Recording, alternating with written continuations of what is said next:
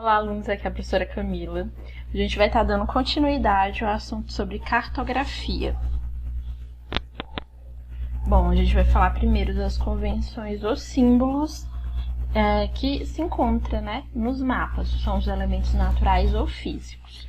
Bom, uma das características da cartografia é a universalidade, ou seja, o que tu encontra no mapa que tu encontraria em qualquer mapa do mundo inteiro, Mapa da China, do Japão, do Brasil, Estados Unidos, são elementos que você encontra no mapa e qualquer pessoa, em qualquer parte do mundo, ela vai identificar, o observador, vai identificar esse elemento no mapa e vai saber do que se trata.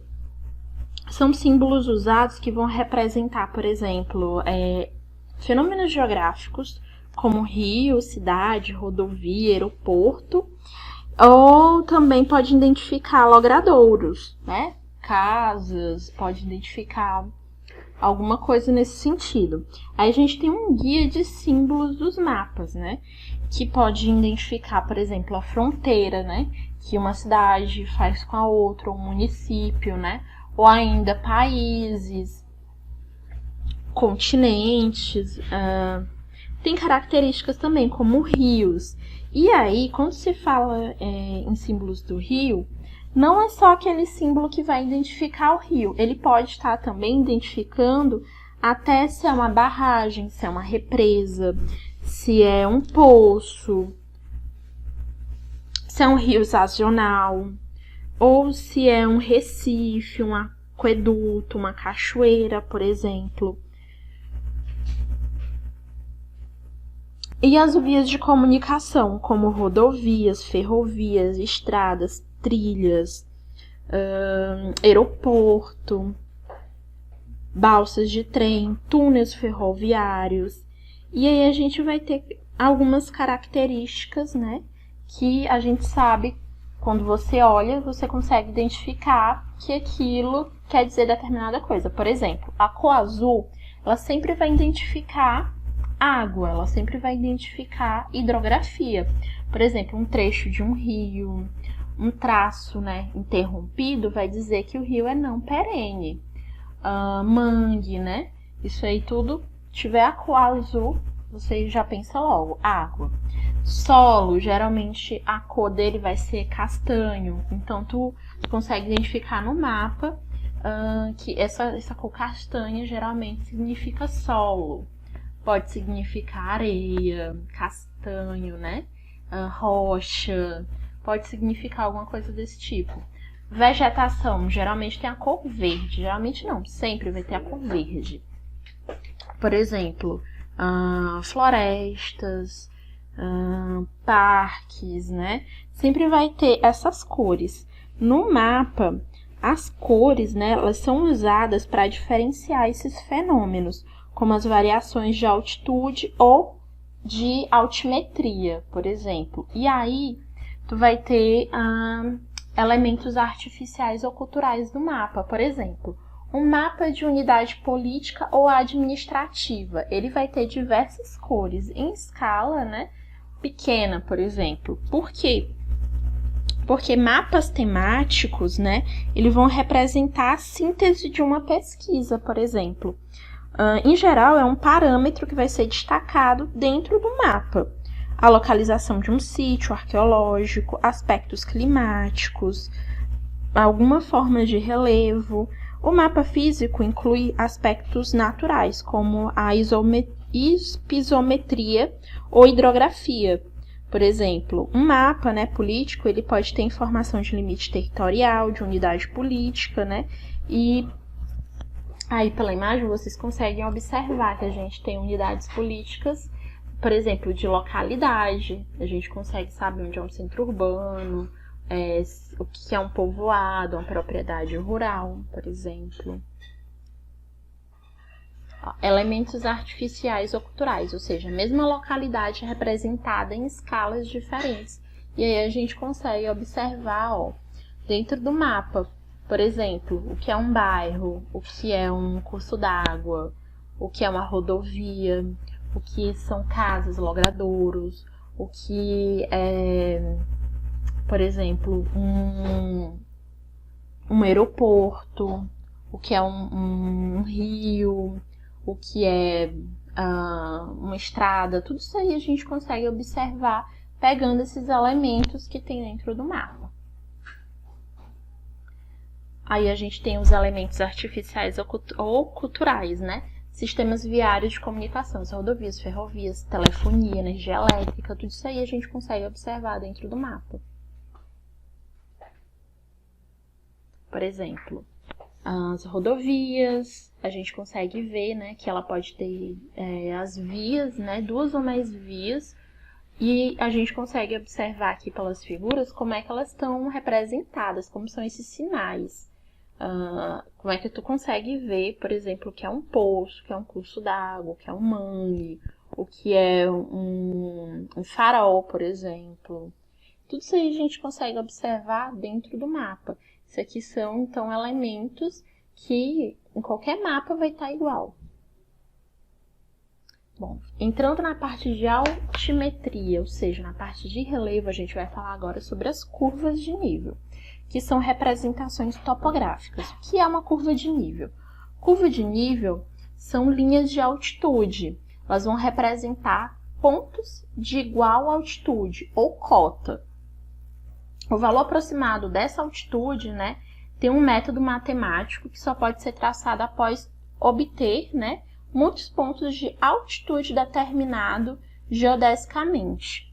Por fotogrametria, que é traçado, né, bem mais exato e rápido, que tu consegue fazer as curvas automaticamente. E tu tem uma isoipsia, que é uma linha imaginária do terreno em que todos os pontos têm a mesma altitude. Aí já tá o nome, né? Iso e ipso. Que iso é mesmo e altitude é ipso. Superfície de referência é o nível médio dos mares, por exemplo. Por exemplo, quando tu estiver olhando uma figura de curva de nível, tu vai saber que o nível do mar é o valor que se tem aí quando estiver estudando as curvas de nível no perfil topográfico. Você tem o nível do mar como a referência. Aí você tem as curvas, né? E as cores das curvas para você saber o que ela está representando. Por exemplo, uma curva mestra, ela vai representar altitudes principais com valores inteiros, ou seja, o traçado dele geralmente mais grosso. Curvas intermediárias, elas vão representar altitudes intermediárias, o traço vai ser mais fino. Quando tem uma cor castanho, quer dizer que é terreno, quando é azul, é gelo ou neve. Curvas batimétricas, essas curvas elas representam altitudes abaixo do nível do mar, geralmente elas têm cor preta, já que geralmente a tonalidade da água, ela é em azul, né? Ela é expressa em azul. Então, quando tiver a cor preta, então não é mar, né? Não é água, né? Corpo d'água. Vai ser curvas batimétricas, porque ela vai estar representando algum tom de terreno, porque ela vai estar abaixo do nível do mar. Então, a gente tem aqui, ó, uma figura de uma curva de nível. Reparem aqui, ó, nas curvas de nível, a gente tem 500, 600, 700, 800, 900, 1057, ó, até chegar aqui em 1000, né? A gente tem aqui, ó, os rios que cortam. E aqui, ó, se vocês observarem, a visualização do terreno, ele tá cortado, né? Por uma série de planos horizontais. Então, esses planos horizontais quer dizer que eles têm uma equidistância igual, ou seja, uma mesma distância vertical. Então, se tu tem duas curvas de nível muito próximas, né? Tu vai ter um terreno íngreme. E aí tu vai saber se é mais íngreme ou menos íngreme, dependendo de como essas curvas vão estar aproximadas. Se elas estiverem muito próximas, quer dizer que o declive é muito grande. Quanto mais essas curvas aqui, quanto mais essas linhas, elas se afastarem, o terreno vai ser mais suave, ou seja, vai ser um terreno menos íngreme. Observe aqui essa outra figura. A gente tem as principais características das curvas de nível. A curva de nível, ela tende a ser paralela entre si, né, já falado. Todos os pontos se encontram na mesma elevação e cada uma fecha-se sempre em si mesma. E aqui observe, ó, 400, 420, 432, 440, 456.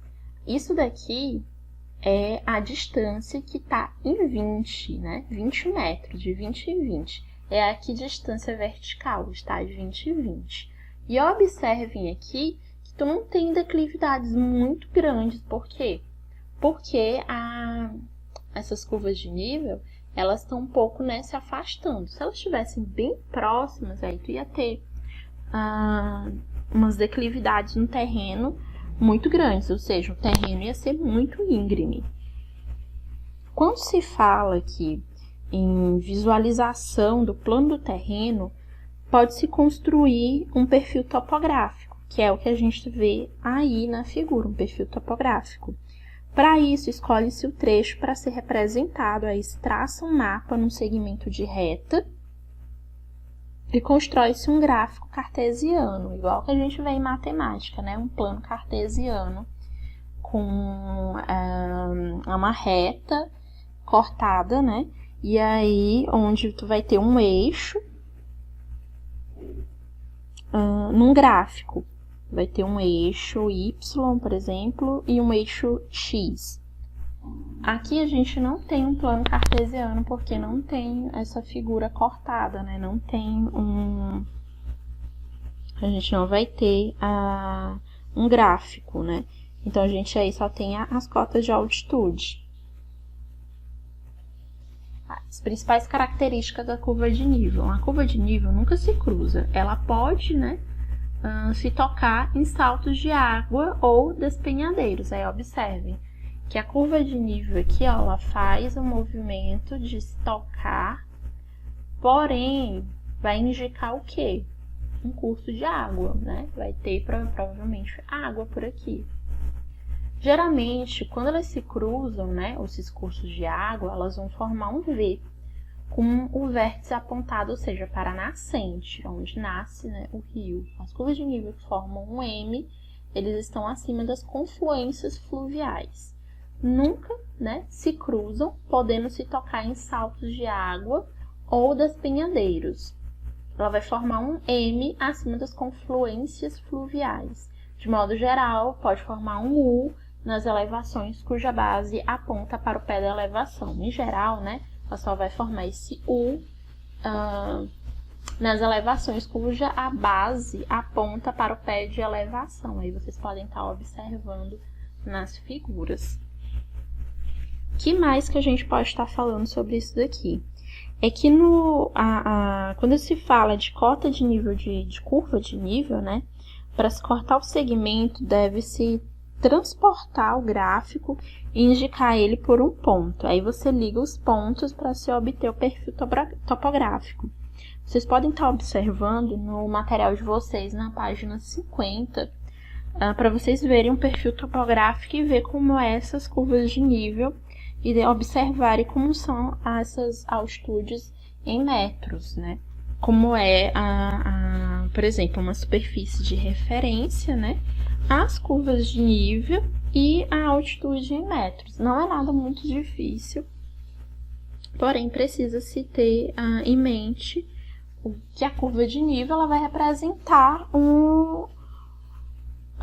são linhas, né, que elas vão ligar os pontos de igual altitude, só isso. E então, tu vai considerar o nível médio do mar como um marco zero, ou seja, 0 metro, e vai permitir uma estruturação de mapa ou de uma carta topográfica.